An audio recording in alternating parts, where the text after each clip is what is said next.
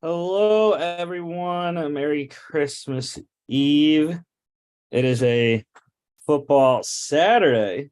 Driving home last night, survived the blizzard and 16 hours of driving to get back to Pennsylvania. So we are here, living life, on this beautiful cold Saturday. Um, had some bowl games that we'll go over that happened this week. We'll talk about the Monday night, Thursday night games, and then we got a bunch of college news, NFL news, and we'll get to the slate today and tomorrow for the NFL. So starting off, we're gonna go the NFL first. So Monday Night Football, the Packers getting it done over the Rams, keeping their playoff hopes alive. Aaron Rodgers was spectacular. 22 of 30, 73.3%, 229 yards, one touchdown, one pick. Baker Mayfield was not as great as his first game in LA. His first start for the Rams in this one, 12 of 21, 57.1%, 111 yards, one touchdown, and a pick. Aaron Jones and the running game was going well for the Packers most of the night. He led the game in rushing, 17 carries, 90 yards, one fumble, 4 receptions, 36 yards, and a touchdown on 5 targets. His running mate, A.J. Dillon, went out of the game for concussion protocol, but cleared that. 11 carries, 36 yards, 2 touchdowns, 3 catches for 35 yards. Packers rookie wide receiver Romeo Doubs led the game in receiving, 5 catches, 55 yards on 5 targets. And defensively, how about the night for Packers linebacker Preston Smith? 3 tackles, 2 solos, 2 sacks, 2 tackles for loss, and 4 QB hits. The Packers covered -7.5, under 40. Thursday night, the Jags keeping their playoff hopes alive like the Packers, 19-3 over the Jets. They are now a half game back of the Titans in the AFC South. Trevor Lawrence was pretty good, 20 of 31, 64.5%, 229 yards, 7 carries, 51 yards, 1 touchdown, and a fumble. Couldn't say the same for Zach Wilson. Zach Wilson looks like his time is coming to an end rather quickly in just a couple years in New York. 9 of 18, 50%, 92 yards, and a pick. Chris Streveler came in the second half, really kind of sparked the Jets offense, even though it didn't lead to any points. But he went 10 of 15, 66.7%, 90 yards, 9 carries for 54 yards. Jaguars running back Travis Etienne led the game in rushing, 22 carries, 83 yards, 3 catches for 29 yards. And then Jaguars tight end Evan Ingram led the game in receiving, 100 yards for him, 7 receptions, 113 yards on 8 targets. Defensively, got to go with Jags defensive end Roy Robertson Harris, 2 tackles, 1 solo, 1 sack, 1 tackle for loss, 1 pass deflection, and 2 QB hits. The Jags plus 2.5, they win outright, under 36.5 easily. To the bowl games here. This one was on Tuesday night. The famous Idaho Potato Bowl, Eastern Michigan crushing San Jose State 41-27. Chevin Cordero for the Spartans, 26 of 44, 59.1%, 366 yards, 3 touchdowns, 2 picks, 9 carries, 50 yards, and a rushing score as well. Eastern Michigan's quarterback Taylor Powell went 18 of 30, 60% completion, 298 yards, 2 touchdowns, 1 pick, and a fumble. The turnovers even out there with the 2 quarterbacks, 2 apiece. Eastern Michigan's running back Samson Evans led the game in rushing, 25 carries, 82 yards, 2 touchdowns, and 1 catch for 10 yards. And then San Jose State's wide receiver Isaiah Hamilton, he and Eastern Michigan's wide receiver Darius Lassiter, they both had 100-yard games in this one. Hamilton, 5 catches, 137 yards, and a touchdown. Lassiter, 6 catches, 108 yards, and 2 touchdowns for him on that night there. Defensively, gonna go with the Eastern Michigan defensive back Joshua Scott, 2 tackles, 1 solo, 4 pass deflections, and a pick. Also want to mention Eastern Michigan defensive back Tristan Hines. He had a defensive 2-point conversion there, returning an extra point, a blocked extra point to the house for 2 of their own. Eastern Michigan plus 3.5 wins outright over 54. Also on Tuesday night there, you had Toledo against Liberty in the roofclaim.com Boca Raton Bowl. Toledo getting it done 21-19 in a close one. Daquan Finn for the Rockets, 16 of 24, 66.7%, 133 yards, 1 touchdown, 17 carries, 23 yards, and a rushing score as well. Toledo also played quarterback Tucker Gleason. He went 2 of 4 for 50 yards.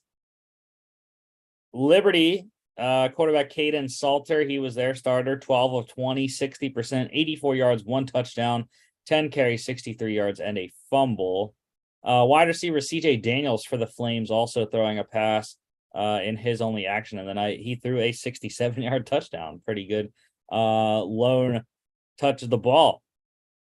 Toledo running back Jaquez Stewart led the game in rushing, 23 carries, 111 yards, 1 catch for -6 yards.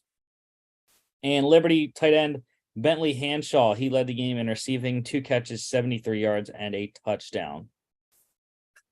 Defensively, gotta go with my guy, Liberty defensive end Darrell Johnson, 9 tackles, 7 solos, 1 sack, 5 tackles for loss in the backfield. Quite a bit was Mr. Johnson in this game.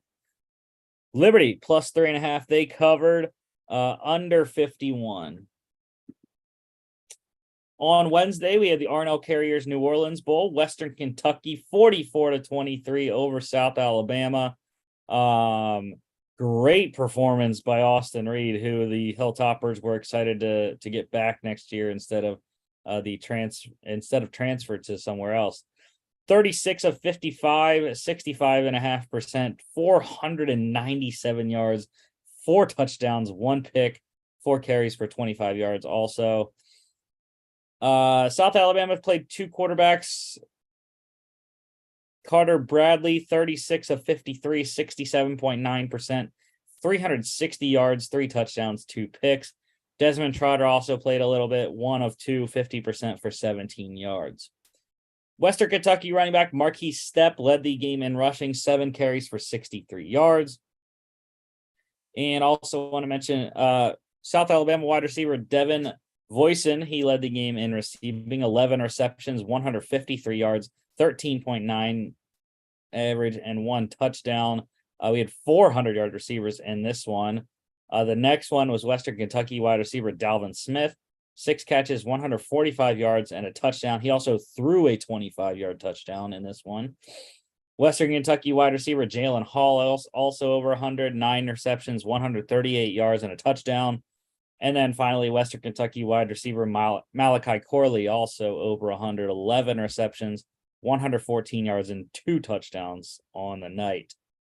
Defensively, got to go with Western Kentucky linebacker Jock Evans, 6 tackles, 3 solos, 1 sack, 2.5 tackles for loss, and 1 pass deflection. Western Kentucky plus 4, they went outright over 58 easily. Thursday night, we had the Lockheed Martin Armed Forces Bowl, Air Force 30-15 over Baylor. The Falcons rolling the Baylor Bears. Blake Shapen for Baylor, 11 of 23, 47.8%, 188 yards, 2 touchdowns there. Hazik Daniels for Air Force threw the ball quite a bit, 4 of 7, 57.1%, 103 yards, and a touchdown. 15 carries, 81 yards, and a rushing score also. My boy, Brad Roberts, running back for Air Force, 37 carries, 116 yards, 2 touchdowns on the night. Great night for Roberts there. And then Air Force wide receiver Amari Terry, he led the game in receiving, actually 1 catch for 68 yards. Defensively, there wasn't much going on, but I'm going to go with Air Force defensive lineman Peyton Zdroik. 4 tackles, 3 solos, 1 sack, 2 tackles for loss. Air Force +3. They went outright over 42 by a couple. Last night, we had 2 bowl games, the Radiance Technologies Independence Bowl. Houston getting it done 23-16 over Louisiana. Clayton Tune put on a great show, 19 of 28, 67.9% completion, 224 yards, 3 touchdowns, 11 carries for 55 yards on the ground for Clayton. Louisiana played 2 quarterbacks, Chandler Fields, 17 of 25, 68%, 169 yards, 1 touchdown through the air, 6 carries, 32 yards on the ground. Zion Chris also came in, went 4 of 6, 66.7%, 25 yards and a pick, 4 carries for 26 yards. Louisiana running back Chris Smith, he led the game in rushing outside of Tune, 14 carries, 48 yards, 2 fumbles though for Smith, 1 reception for 4 yards. And then Houston wide receiver Keyshawn Carter, he led the game in receiving, 4 catches, 112 yards, and a touchdown. Also want to mention Houston wide receiver Nathaniel Dell, 6 catches, 44 yards, 2 touchdowns. He's an NFL type guy. Defensively, I'm going to go with Louisiana defensive lineman Zion Hill Green, 4 tackles, 2 solos, 2 tackles for loss. Houston covered -5 and the under 56.5 hit. The other bowl game we had last night, Wake Forest meeting Missouri in the Union Home Mortgage Gasparilla Bowl. The Demon Deacons getting it done 27-17 over the Tigers. Sam Hartman, 23 of 36 for Wake, 63.9%, 280 yards, 3 touchdowns, and a pick, 8 carries for 15 yards. Missouri quarterback Brady Cook went 29 of 48, a lot of throws in this one, 60.4%, 215 yards, 1 touchdown. He also ran 14 times for 38 yards. Wake Forest running back Justice Ellison, he led the game in rushing at 21 carries, 64 yards, 1 touchdown, also had 1 catch for 6 yards. Great night for A.T. Perry, the Wake Forest wide receiver, 11 receptions, 116 yards for him. And defensively, I'm going to go with Wake Forest defensive lineman Tyler Williams, 3 tackles, all of them solos, 2 sacks, 2 tackles for loss, and 1 pass deflection. Wake Forest covered -3, under 59.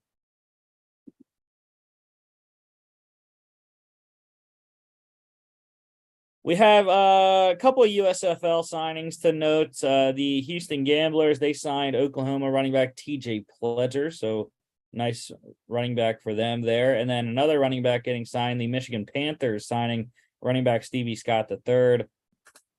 I believe he was with them last year as well. College football news, Army linebacker Andre Carter II, possible first-round pick, Army's first in a million years. But he will be able to seek a waiver to enter the 2023 draft. A recent congressional bill that was passed was changing the policy on allowing military academy players to enter the NFL draft before doing their service, their required service time in the military. But luckily, Carter will be able to pursue the NFL next year in this coming draft. Illinois, they signed head coach Brett Bielema to a 2-year extension. He is now signed through 2028, gets a nice pay raise as well. USC wide receiver Jordan Addison, he will not play in the Cotton Bowl. He had a minor setback with his ankle injury. Will declare for the NFL draft, though, and start draft prep. And a returning player next year, LSU is getting their quarterback back. Quarterback Jalen Daniels returning for 2023 to Baton Rouge. Transfer portal, we had a lot of action going on this week. USC linebacker Raylan Goforth, he has committed to Washington, so staying in conference. Arizona State has a new quarterback, as Notre Dame quarterback Drew Pine has committed to the Sun Devils. Oklahoma State linebacker Mason Cobb, he has committed to USC, so pretty much taking Raylan Goforth's spot there for the Trojans. Massive get, though, for USC. NC State quarterback Devin Leary, he was the first big quarterback domino to drop. He has committed to Kentucky to replace Will Levis. I mean, that is a monster get for head coach Stoops down there in Lexington. Indiana quarterback Jack Tuttle, he has a new home as well. He has committed to Michigan. Clemson running back Kobe Pace has committed to Virginia. So big get for UVA there, Kobe Pace. And Devin Leary is going to get some help at Kentucky because Vanderbilt running back Ray Davis has also committed to the Wildcats. Texas Tech quarterback Donovan Smith, he has committed to Houston. Not sure if Clayton Tune is done. I can't remember what year Tune was. But maybe Houston getting a new starting quarterback there in Donovan Smith. West Virginia quarterback JT Daniels, he has a new home for the fourth time in his career. He is now going to be a Rice Owl. So it's kind of comedic to see the fall of JT Daniels. USC to Georgia to West Virginia and now to Rice. So yeah, it's not been very good for JT. Wisconsin quarterback Graham Mertz, he has committed to Florida. Arizona State quarterback Emory Jones, he has committed to Cincinnati. So maybe Scott Satterfield getting a upgrade there at quarterback. UCF quarterback Mikey Keene, he has committed to Fresno State, so he will more than likely be the successor to Jake Haener there at Fresno. Georgia tight end Eric Gilbert, he has entered the transfer portal. Jackson State quarterback Shedeur Sanders has committed to Colorado officially. No surprise there. Deion Sun was always going to go with him. Kind of a surprise. Cal quarterback Jack Plummer has entered the transfer portal. I thought they had something going there at Cal with him and Ott there, the running back. Missouri wide receiver Toski Dove, he has entered the transfer portal. Arizona State running back Daniel Ngata, he has committed to Washington. Jackson State corner / wide receiver Travis Hunter, he did commit to Colorado, will follow Coach Prime there. I was very excited that there were inklings that Georgia maybe could have a chance at Hunter. That would have been electric, but alas, he goes to Colorado with his other Jackson State teammates and coaches. Georgia did get some good news, though. Mississippi State wide receiver Ra Thomas has committed to the Dogs. Very excited about that pickup. Big body. I don't know the exact measurables, but I believe Thomas is somewhere 6'2", 215, something like that. So excited about Ra there next year. North Carolina corner Tony Grimes, he is committed to Texas A&M. Big gift for Jimbo Fisher down there. Oklahoma State running back Dominic Richardson, he is committed to Baylor. Entering the transfer portal, North Texas quarterback Austin Allen. Also, UL Monroe quarterback Chandler Rogers in the portal. Georgia got another wide receiver this week. It was Missouri wide receiver Dominic Lovett committing to the Dogs. So another receiver I'm pretty excited about for next season with whoever starts at quarterback. Oklahoma State quarterback Spencer Sanders still out there in the portal, probably the best quarterback available other than Grayson McCall. Auburn and Ole Miss have expressed interest, so Hugh Freeze still looking to get a quarterback in the transfer portal after swinging and missing on Devin Leary there. And finally, another big quarterback commitment in the transfer portal. Clemson quarterback DJ Uiagalelei. He has committed to Oregon State. So Jonathan Smith, the head coach there for the Beavers, getting a former five-star prospect there in DJ Uiagalelei. I believe his brother committed to Oregon State too, but I can't confirm that. I don't remember if that is true or not. NFL news. Unfortunately, we're starting off on a bad note here. Legendary Steelers running back Franco Harris. He has died at the age of 72. This week, it was a few days shy of the 50th anniversary of the Immaculate Reception, which occurred yesterday, and his Steelers jersey retirement ceremony, which is scheduled for tonight against the Raiders of all teams. Perfect timing there. But I mentioned this to someone else. I was like, it's kind of crazy. As the same thing happened with John Madden when his special was supposed to air on NFL Network on Thanksgiving, passing a couple days before. Franco is really one of the people that I wish I would have been able to meet. He was very lively in all the interactions that I saw. Outpouring of love. It's just gonna be missed. 32, and only the third Steeler ever to get his jersey retired. So also passing, this one is kind of more heartbreaking. The former Broncos Super Bowl winning running back Ronnie Hillman died on Wednesday after a battle with liver cancer, age 31. So way too soon for Hillman there. I didn't know too much about him, despite the Broncos' success there in the Super Bowl. But way too soon for Ronnie Hillman there. We have playoff clinching scenarios this week. The Ravens can clinch a playoff berth. They have 4 different scenarios here. They need a win and a Dolphins and Patriots losses, or a win, Dolphins and Jets losses, which they already got the Jets one, so they just need a Dolphins loss here. A win and a Patriots loss, because they already got the Jets loss with that scenario.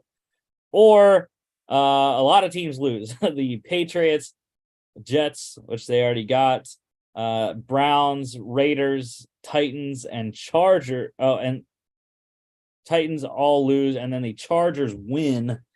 That is how the Ravens could lose and still get a playoff berth. It's a lot. The Bills is pretty simple to win the AFC East this week. It is a win or a Dolphins loss. The Chargers can also clinch a playoff berth. They need a win, and Raiders, Patriots, and Jets losses. 2 out of 3 already happening there on Thursday. On the NFC side, the Giants can clinch a playoff berth with a win and losses by the Commanders and Lions, or a win, Commanders and Seahawks losses, or a win and Lions and Seahawks losses. The Eagles, just like the Bills, also very simple. They need a win to clinch the NFC East and the number 1 seed in the NFC. Interesting move for the Colts. We'll see this on Monday night. The Colts switching starting quarterbacks, interim head coach Jeff Saturday, moving on to Nick Foles at quarterback this week. Matt Ryan unlikely to play the rest of the season. If the Colts cut him, they're on the hook for $18 million on the salary cap, a dead cap hit. And if they keep him, his cap charge would be $35 million. So it's a conundrum that Jim Irsay and the brass have to make a decision on next year. The Pro Bowl rosters were announced. There's a lot of issues that I have with the Pro Bowl rosters this year because of some of the snubs. But for the AFC, it is the quarterbacks are Josh Allen, Joe Burrow, and Patrick Mahomes. Mahomes being the starter. Wide receivers, Devontae Adams, Jamar Chase, and starters Stephon Diggs and Tyreek Hill. Running backs, Nick Chubb is your starter with Derrick Henry and Josh Jacobs. Fullback is Ravens Patrick Ricard. Tight ends, Mark Andrews and Travis Kelce, who is the starter. Tackles, Teron Armstead for the Dolphins, Orlando Brown with the Chiefs, Laramie Tunsil with the Texans, Tunsil and Armstead, the starters there. Guards, Browns, Joel Bitonio, Colts, Quentin Nelson, and Chiefs, Joe Tooney, Bitonio, and Nelson, the starters. And then center, Creed Humphrey for the Chiefs, and Mitch Morse, the Bills. Humphrey is your starter. AFC defense here, defensive ends, Max Crosby, Myles Garrett, and Trey Hendrickson. Crosby and Garrett, the starters. Interior linemen, Chris Jones, Jeffrey Simmons, and Quinnen Williams. Jones and Williams, the starters. Outside linebacker, Matthew Judon, Khalil Mack, and TJ Watt. Judon and Mack, starters there. Inside/middle linebackers, CJ Mosley and Roquan Smith. Roquan, your starter. Corner, Sauce Gardner, Xavier Howard, Marlon Humphrey, and Pat Surtain. Surtain and Gardner, the starters. Free safety, Minka Fitzpatrick. Strong safeties, Derwin James and Jordan Poyer. James is the starter there.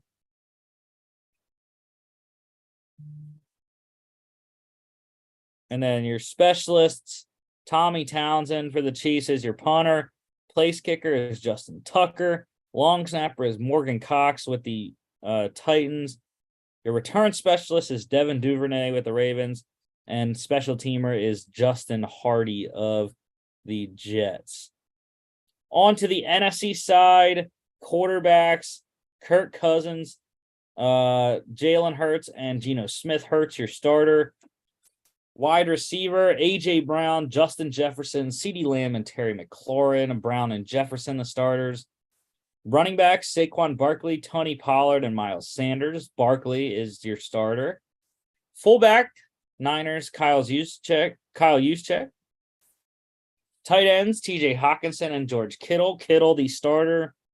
Tackles, Lane Johnson, Trent Williams, and Tristan Wirfs. Johnson and Williams, the starters. Guards, Landon Dickerson, Chris Lindstrom, and Zach Martin. Martin and Dickerson, the starters.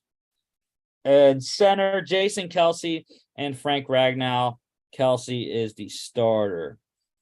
NFC defense here, defensive ends, Nick Bosa, Brian Burns, and DeMarcus Lawrence. Bosa and Burns, the starters. Interior linemen, Jonathan Allen, Aaron Donald, Dexter Lawrence, Donald and Allen, the starters.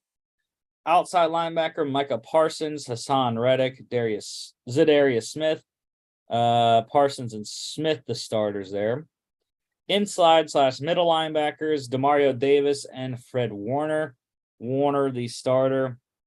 Corners, Jair Alexander, Trayvon Diggs, Darius Slay, and Tariq Woolen. Diggs and Slay, the starters. Free safety is Quandre Diggs. And strong safeties, Budda Baker and Talanoa Hufanga. Baker is your starter. NFC specialists, your punter is Tress Way. Place kicker is Jason Myers. Long snapper, Andrew DePaula for the Vikings. Return specialist, Cavante Turpin. And special teamer is Jeremy Reeves with the Commanders. So that is your 2022 Pro Bowl rosters.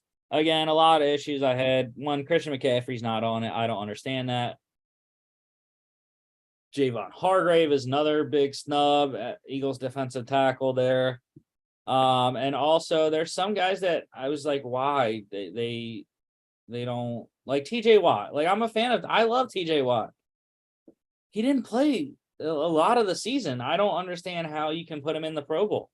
This is the same thing with Aaron Donald. I don't think that Aaron Donald should be in. He's not playing most of the rest of this season. He's going to miss like the last 5 games or so. So I don't think that a couple examples of guys that shouldn't have gotten on. But that's just me anyways. The NFL has announced an agreement with Google, granting YouTube TV and YouTube primetime channels the exclusive distribution rights of its Sunday ticket package in the United States starting in 2023. So I got to cancel my DirecTV subscription and get on my YouTube TV and YouTube primetime, I guess, the next year. Interestingly, Bucks head coach Todd Bowles, he said that tight end Rob Gronkowski reached out to him about a possible return last week. Gronk decided to stay retired, and it was pretty quick, I guess, on that conversation. Big news for the Jets. Wide receivers coach Miles Austin has been suspended for at least 1 year for violating the NFL's gambling policy. There's no evidence that he bet on NFL games, but he did bet on other sports, which is a violation of the policy. Alabama offensive coordinator Bill O'Brien is emerging as a potential offensive coordinator with the New England Patriots. Bill O'Brien was with New England for a bunch of years under Belichick. So we'll see if Billy O goes back to Foxborough next year. Former Saints head coach Sean Payton interested in returning to coaching. He has started to put together an all-star staff that includes Vic Fangio as his defensive coordinator, former Bears defensive coordinator, and Broncos head coach there, Vic Fangio. Really talented DC. So we'll see what the rest of Peyton's staff looks like and what team he could possibly take over next year. Panthers, please. Bunch of IR, a couple IR activations. Big to get these guys back this weekend because all were activated to their active rosters. Eagles tight end Dallas Goedert, Bears running back Khalil Herbert, and 49ers defensive tackle Javon Kinlaw. Going on IR and missing the rest of the year here, Colts running back Jonathan Taylor, Ravens wide receiver Devin Duvernay with a broken foot, surgery on a broken foot there. Saints guard Cesar Ruiz, Texans wide receiver Nico Collins, Bears corners Jalen Johnson and Kendall Vildor, and Eagles tight end Tyree Jackson. Injury updates: Steelers quarterback Kenny Pickett, he has cleared concussion protocol and will start tonight. Packers running back AJ Dillon also cleared concussion protocol, and he should play as well. Rams center Brian Allen and wide receiver Ben Skoranek, they are both out for the season with calf strains. Bengals D-end Trey Hendrickson miraculously is going to play this week, head coach Zach Taylor said, despite his broken wrist, which is just ridiculous. But yeah, Hendrickson expected to be out there. Patriots long snapper Joe Cardona, he is done for the year. He has a torn tendon in his foot. And also expected to be done for the year, Jaguars defensive lineman Dwayne Smoot feared to have torn his Achilles in Thursday night's game. Having a great season was Dwayne there in Jacksonville. Ins and outs for today and tomorrow. Eagles quarterback Jalen Hurts with his SC joints shoulder sprain, sternoclavicular joint sprain there in his throwing shoulder. He is out. May also miss week 17, possibly the rest of the regular season if they win tonight. Titans quarterback Ryan Tannehill, he is out. Rookie quarterback Malik Willis to make his first career start. Tannehill underwent ankle surgery, unlikely to be able to return this season, and probably not going to return in the postseason if the Titans make it as well. Cardinals quarterback Colt McCoy is out. Trace McSorley in line to start there in Arizona. Commanders defensive end Chase Young, he is in. He will make his season debut this weekend.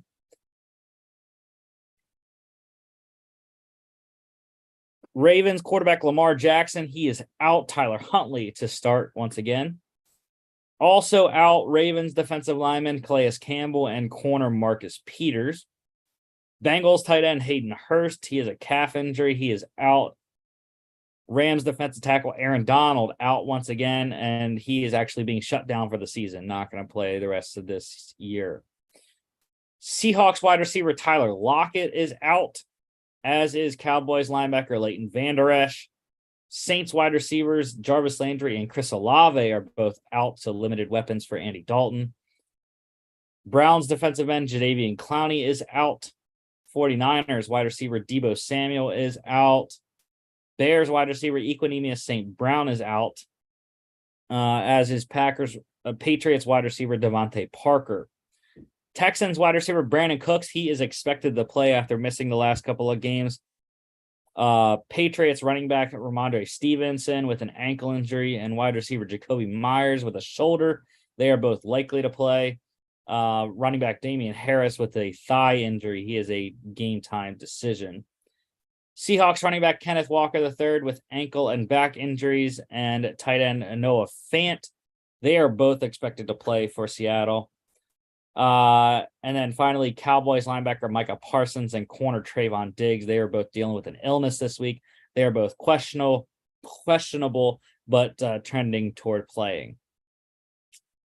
Transactions this week. We had two massive extensions yesterday. Packers, they signed offensive lineman Elgton Jenkins to a 4-year, $65 million extension, $24 million signing bonus, 72 million max, I believe, 74 million max value of that contract.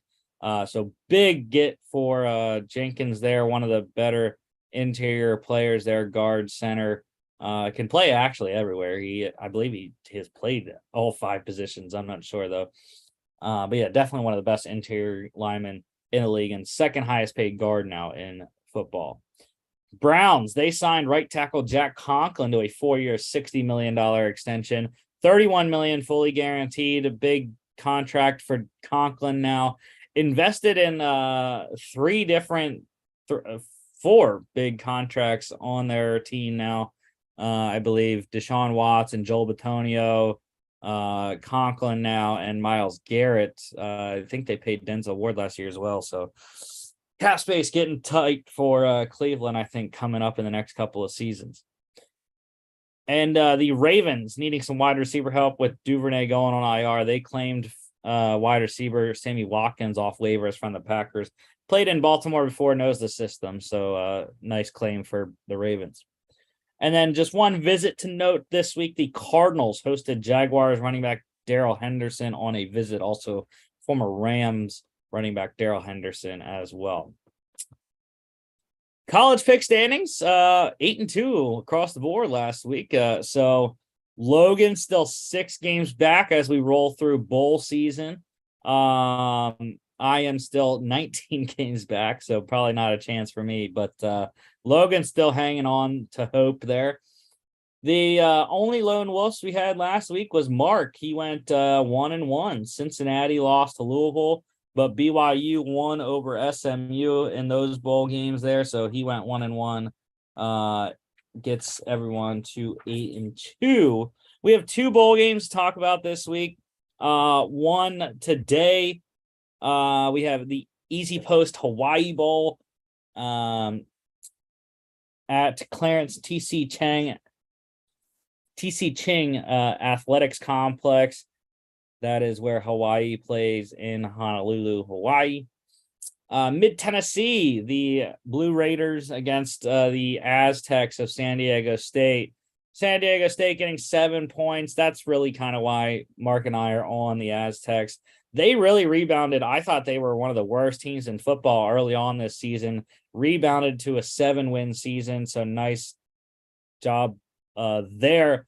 Mid Tennessee, I think it should be a closer game than the 7. Take them with the points there. I think Logan lone wolfing the Blue Raiders, so he believes in them outright. If you want to sprinkle that with Logan.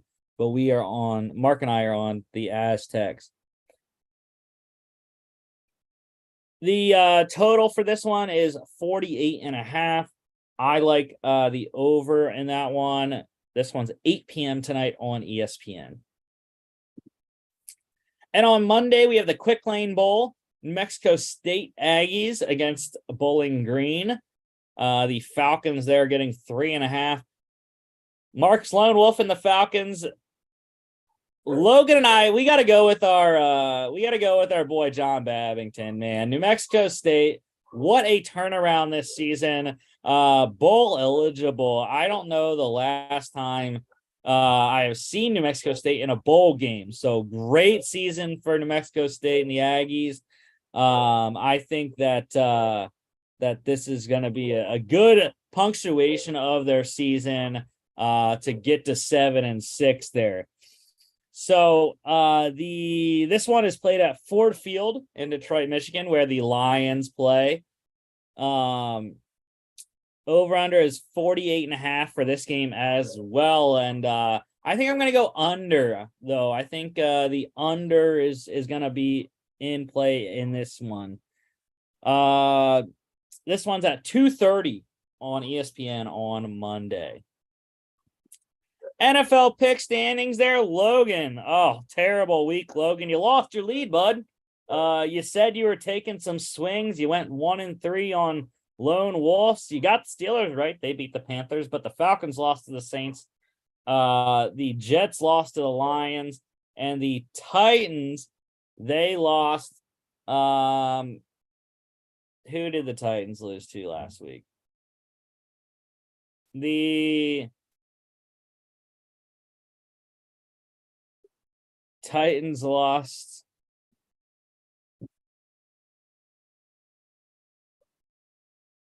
to the Chargers. That's right. Chargers.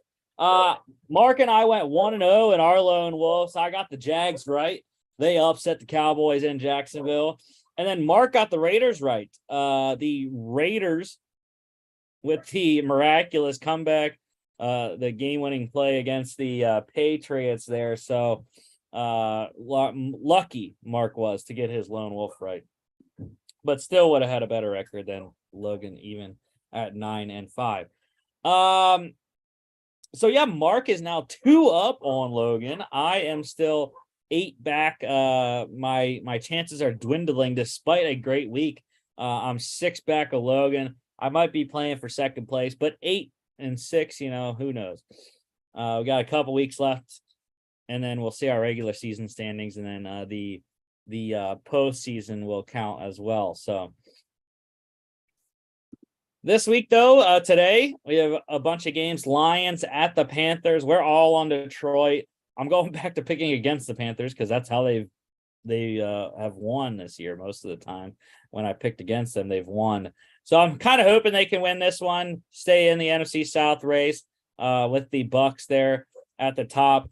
But yeah, I just think the Lions are rolling. They need every win they can get to try to make the playoffs, being just a half a game out. And Dan Campbell has this team rolling. It's going to be chilly in Charlotte, I think, this week. Not sure what the game time temperature is, but it's cold everywhere pretty much in the U.S. right now. But yeah, this should be an even match game, I think. And Detroit comes into Charlotte and gets the win. The total for this one is 43.5. Let's go with the over. Bills at the Bears. This one is going to be cold. Very, very cold. Wind chills probably in the -20s, I would think. 25 to 35 mile an hour winds. Swirling, throwing the ball, kicking the ball, both going to be very challenging in this game. So we're looking at quarterback run game from Josh Allen and Justin Fields. Should be prevalent in this one, and running the ball overall, which is good for the Bears. They get Khalil Herbert back in this game. But yeah, we're all in Buffalo. Why would we not pick the Bills over the Bears? The Bears, despite their best efforts, have a 3-11 record and are trending toward a top 5 pick. Bills have everything to play for. They gotta keep up on the number 1 seed over the Chiefs. Total is 40.5. I'm going with the under. That game is going to be very gross and cold. So under 40.5 for me. Saints at the Browns, also a very cold game. Aditi Kinkobwala on Twitter, I think, posted that it was 3 degrees in Cleveland with a minus 19 feel temperature. So it is going to be icy there in Cleveland. And I'm picking the dome team. I don't know why. It's a gut feeling. They don't have Chris Olave. They don't have Jarvis Landry, but they're going to run the ball. Alvin Kamara should get a lot of work, which is not good for me because I'm facing him in fantasy. But I think that he gets a lot of work. They find Rashid Shaheed. Taysom Hill factors into this game more. And Jawan Johnson, of course, as well. And the defense stops Deshaun Watson. The offense for Cleveland has not been very good with Deshaun at the helm, despite them going 2-1 in his 3 starts. I just think the Saints defense is better than the Browns offense, and that's why I'm going with New Orleans. Over-under is 32. 32. Yeah, let's go with the under. Why not? Texans at the Titans. I'm scared about this pick now because of Malik Willis starting. And this game is surprisingly still a 3-point favorite for the Titans because they're at home probably. But the Texans, I think, we're going to have a really good chance in this game with Willis starting. He has not looked that great in his playing time this year. Knew he wasn't going to. It is a project. So, yeah, I don't know. Maybe the Texans get one here, but yeah, the Titans, we're all on Tennessee in our picks anyways. Over under is 35.5. I'm going with the over. Houston's offense is why.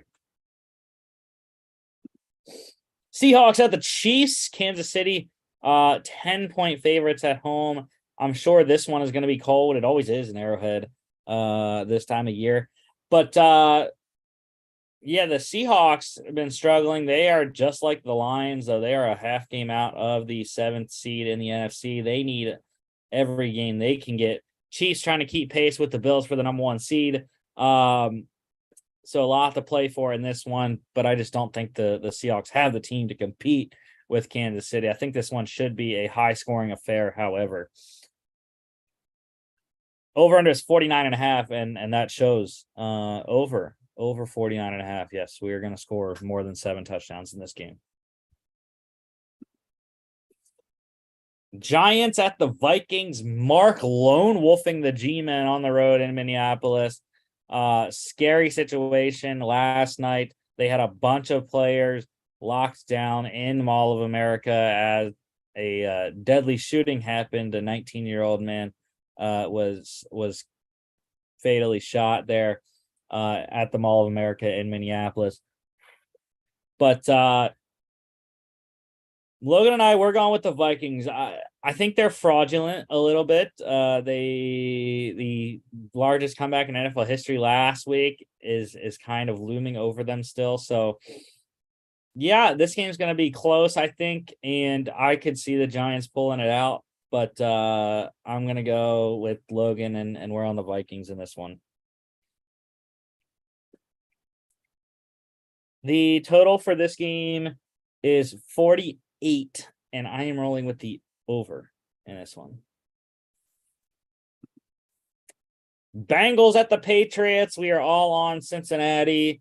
Should be cold in Foxborough, I'm sure. But it's Joe Burrow. The Patriots have been reeling a little bit.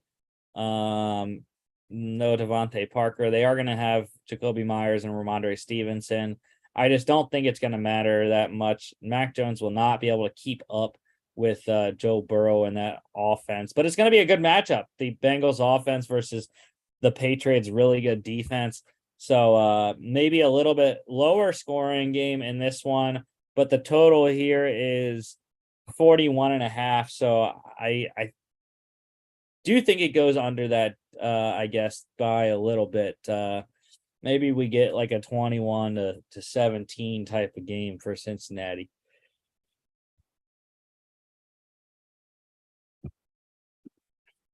Falcons at the Ravens. We're all on Baltimore here. Tyler Huntley against Desmond Ridder. Interesting matchup to say the least, but it's going to be cold one in Baltimore.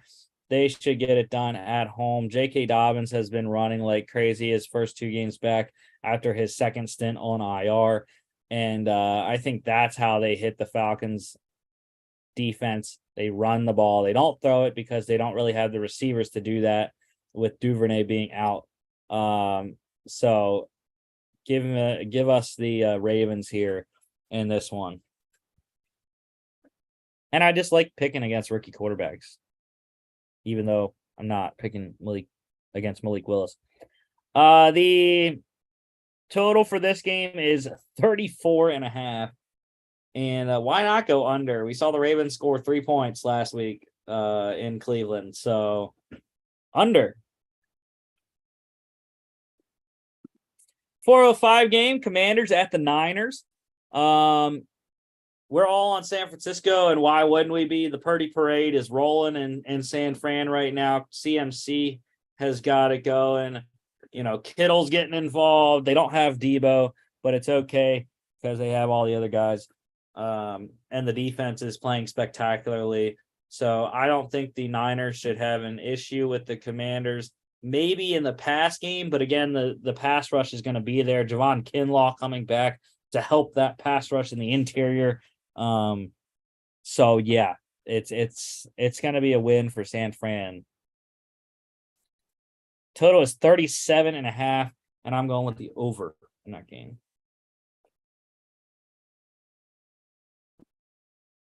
4:25 matchup here. Eagles at the Cowboys.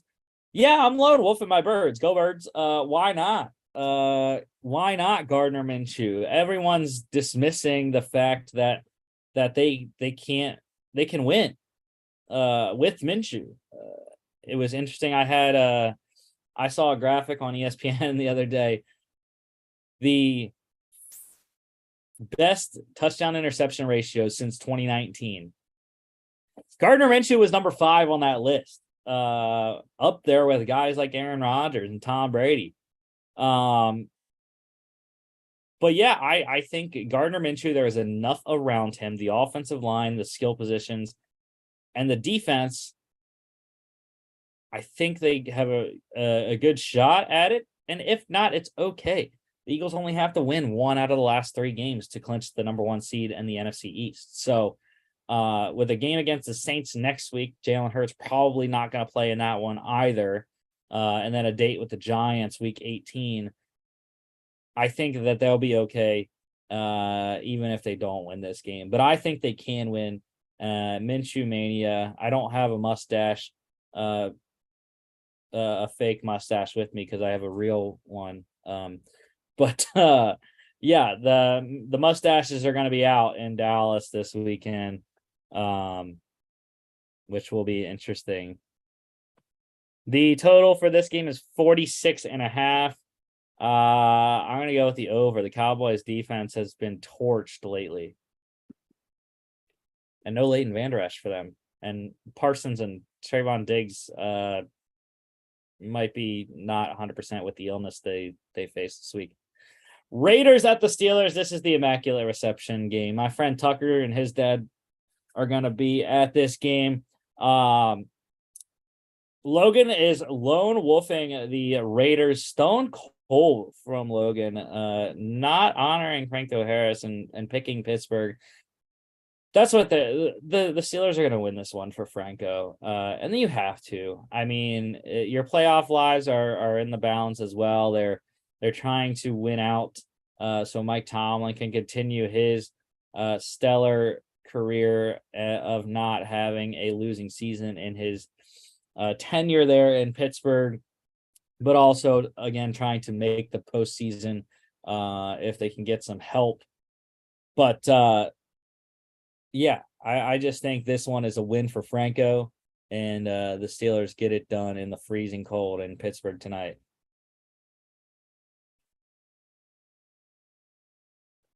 This one's at 8:15 tonight on NFL Network. The total here, though, is 38.5. Kenny Pickett back for this game. I think it goes under, though, in the cold. Tomorrow on Christmas, we have a triple header on NFL Network. Or not on NFL Network. I believe they're on 3 different. Yeah. None of them on NFL Network. It's just normal Sunday. But Packers at the Dolphins. Yeah, I'm lone wolf in the Packers. Logan going stone cold for the second straight game. He's not even picking his team against the Dolphins. He doesn't believe the Packers can make the playoffs. I don't either. But I just have a feeling that the Packers are going to go down to Miami to the warmth and say, wow, this is actually nice. We're going to be here in a couple weeks. We're going to come back in a couple weeks, I should say. But I think the Packers are not packing it in. Aaron Rodgers is not going to go down without swinging. And I think that the run game of Aaron Jones, A.J. Dillon, can really affect this Dolphins defense, who have been gashed lately. The offense has not been that stellar either in the last couple of weeks. So I think the Packers are going to go into Miami, continue their best efforts to make up the playoffs and get a win, get to within one game of 500. And the Dolphins losing would mean that the AFC wild card picture gets really, really interesting, considering we're going to have the Jets at 7 and 8, who are just terrible. But we're also going to have one of the Steelers or Raiders at 7 and 8 as well, and the Browns could be there too, because the Jags are already there. The total for this game is 50. So I am going to go with the under 50. 1 p.m. on Fox tomorrow. Broncos at the Rams. What a crappy Christmas Day game. Thought it was going to be a really exciting game when the schedule came out, but this game has turned into 2 teams with top 5 pick aspirations here, despite the neither of them having their pick. So they're going to be playing. The Broncos are going to be playing for the Seahawks. The Rams are going to be playing for the Lions here, and we'll see which team moves up in the draft order. But Mark is lone wolfing his LA Rams. No Aaron Donald. No a lot of people there in LA. It's going to be tough for them to win, even at home. Logan and I are on the Broncos. They showed something last week by getting that win over the Cardinals. They are still fighting. Brett Rippon. I don't know the status of Russell Wilson. I haven't heard actually anything on him. Maybe he is good to go. I'm not sure. But despite that, I think the Broncos still had the better team at this point with the Rams injuries, and Logan and I are on Denver. The total for this one, 36.5. I'm going under. These offenses should not be very good in this one. 4:30 on CBS tomorrow.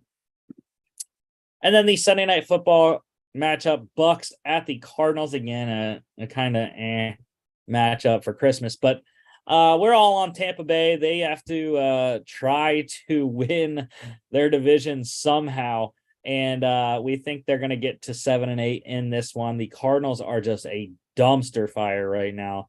I hate to say it because my boy Trace McSorley is starting in this one, but the offense is just terrible.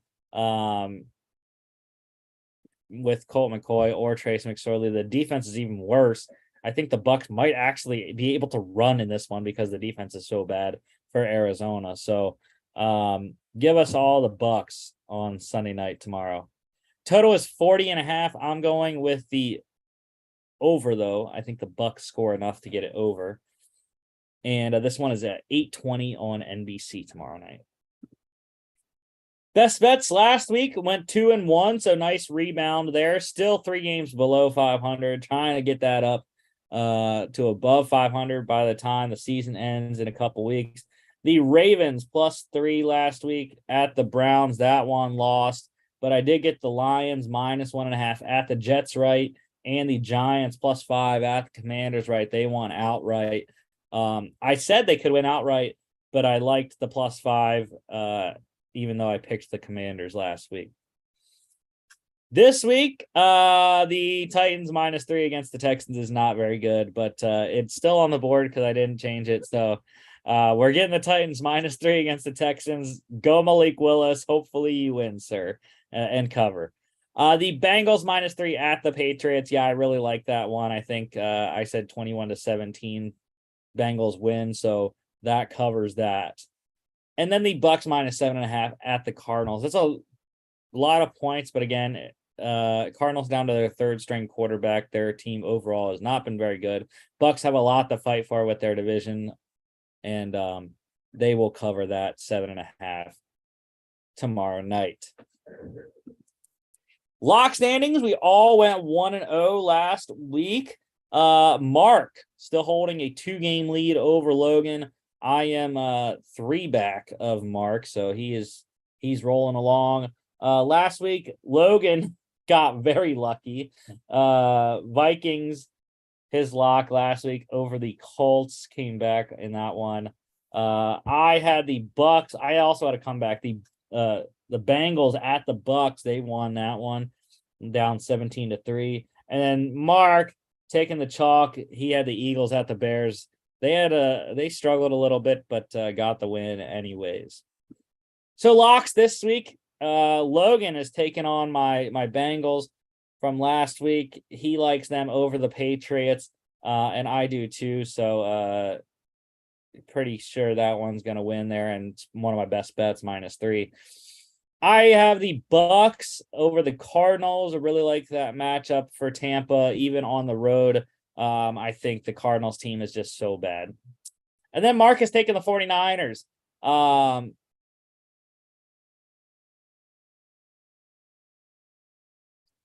The Niners there against the Commanders. Pretty solid option. We all picked San Fran. I think they will probably win that one, albeit might be close, but I think they still win kind of handily. Dog standings, it's been terrible. We've been trying. Our dogs have just not worked out. They're not being they're not obeying us. So we need to do something about our dogs, man. But 0-2 for all of us last week. Logan's still 2 games back. He is below 500. Mark a lot, 8 games back there. But with having 2 wins available each week, 8 games can come pretty quickly. The dogs this week, Jets, or last week, Logan got the Jets +1.5 against the Lions wrong. I had the Patriots +1 at the Raiders. That was just terrible luck on my part. Terrible bad luck. And the Mark had the Ravens +3 at the Browns. That was one of my best bets last week too, so I feel his pain. This week, however, Logan is picking the Raiders +2 at the Steelers. Don't like that. Scrap it. Go Steelers. I am on the Eagles +4 at the Cowboys. Again, Gardner Minshew. I just think people are too quick to dismiss him. And this Eagles team without Jalen Hurts, I think they can win and at least cover in this one. And then Mark is staying in the NFC East. He is going with the Giants +4 at the Vikings, lone wolfing them. He is in that game. I think they might cover because the Vikings, like I said, have kind of been fraudulent. I believe they're like 9-0 in 1-score games or something like that. But yeah, I think they could cover, but they are not going to win outright, sir.